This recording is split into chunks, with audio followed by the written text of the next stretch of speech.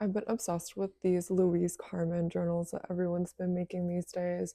And I was like, wait, I could do that. So this is my journey into making my own Louise Carmen journal and hopefully saving $500. So I went to Leather and Sewing Depot today and I got this piece of leather, which I love this color. I've been really obsessed with this like dark brown lately.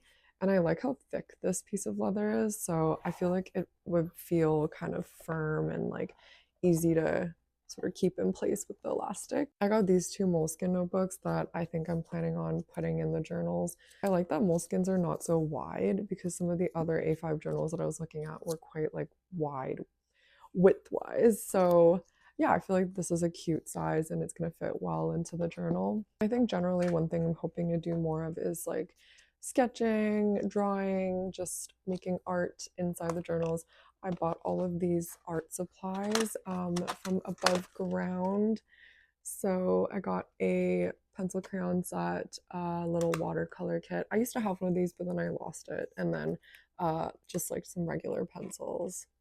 I do journal quite a bit already. I have these two that I was using before. This is like my moleskin for drawing, and this is my Leuchtturm. Leuchtturm. I really like that it's dotted on the inside. I feel like that's nice for like bullet journaling and planning and such. I was mostly just using this one as my daily journal though, so I might still keep this one for just like word vomiting, but I do want to make something that's more for art and creative work or research. And I thought it might be nice to make something that's more portable so I can take it with me, bring it to cafes, bring it to parks, hopefully use it a bit more often. One of my goals for 2026 was definitely to be on my phone less. And I'm hoping that if I create this physical space for my thoughts and my ideas, it'll hopefully get me to actually act on some of these creative ideas as opposed to just letting them rot in my notes app. And generally, I hope it'll foster more of like a daily creative practice. So yeah, let's get started and see how it goes.